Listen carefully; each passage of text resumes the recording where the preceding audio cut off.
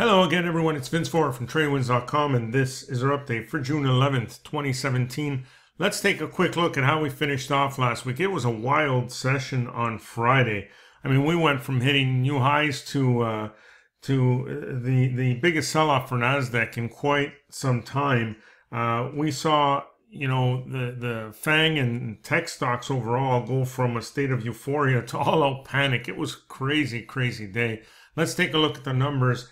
The Dow finished higher by 89 points here. Still has nice momentum, nice solid trend in place. Nothing to worry about whatsoever. The S&P 500 was down just 2 points, but have a look at that swing back and forth. Hit a fresh new high at 24.43 before coming all the way back to that 20-period moving average and then bouncing and pretty much making it all back. The real story was with the Nasdaq.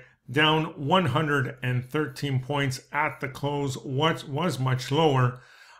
Just an incredible ride. We'll take a look at some of those charts for the FANG stocks in just a moment.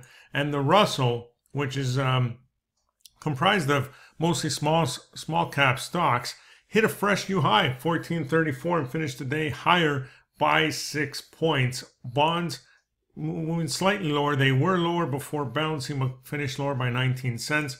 While gold was down about 10 points, also bouncing off that upsloping 20, and crude finished higher by about 26 cents or so. Let's have a look at some of those FANG stocks. So Facebook here, what a ride.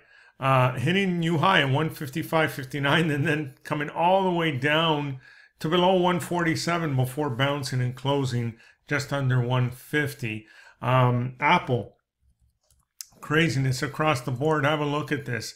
I mean, this is a real good reason why you need a trading plan, why you need money management rules, why you need to adhere to stops and so on. You need to know before you put the trade on exactly what your upside target is and what, at a minimum, what exit strategy you're using, but more importantly, what specific level do you plan on getting out of the position if it does not go your way. If you just sit around and wait, you can easily get caught with a day like this.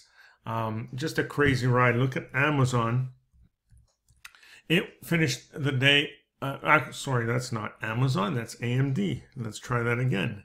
There's Amazon. Have a look at that. What a ride. From, basically, what is it, about $1,012 down to about $928 and then closing at $978. What a crazy, crazy ride. Netflix here. There you go. Same thing. Just all out panic. Now, why did this happen? We can speculate all day why. We never know. But it's nothing to get overly crazy about. If you look at the weekly charts and the monthly charts here, we might be in for a bit more of a pullback before hitting a level of support and then bouncing. But it's certainly no reason to really panic at this point. Whether this was a sector rotation, which I don't believe it was, but whatever you want to call it, it was a steep sell-off for one day. We did get a bounce back on most of these. So now we need to see what is going to happen tomorrow. There's Google. A crazy, crazy sell-off, getting down below 955 before bouncing and closing at 970. Either way, just a crazy Friday. Now, we have a big week for news coming up as well. The biggest thing, the biggest day of the week is going to be Wednesday, where we have NBA mortgage apps numbers, consumer price index, retail sales, business inventories.